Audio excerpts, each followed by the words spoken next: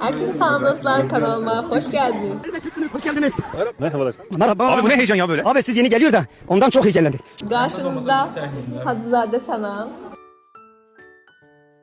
İmanlı Emil, ateist, üzr istəyirəm, deist Hüseyin. Bu da estetik Fuat. Bəli, deməli bugünlük bu qədər idi. Vlog tutardı, sağ olun.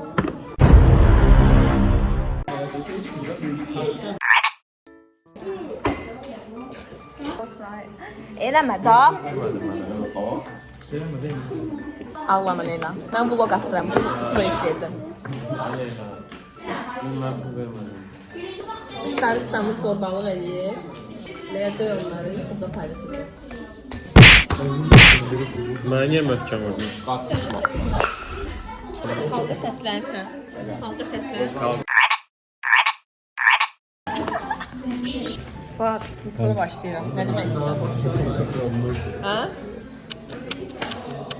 Bir dəqiqə. Təhqirlərimiz ifadələr verir. Namusumdur. Xalqımıza səslənmirəm. Hansı xalqa? Azərbaycan xalqına. Xalqıma səslənirəm. Sizi sevdim. Sən də səslən xalqa. Kim ki bizim haqqımızı Emil, mən YouTube'a başlayıram. Səslən xalqımıza.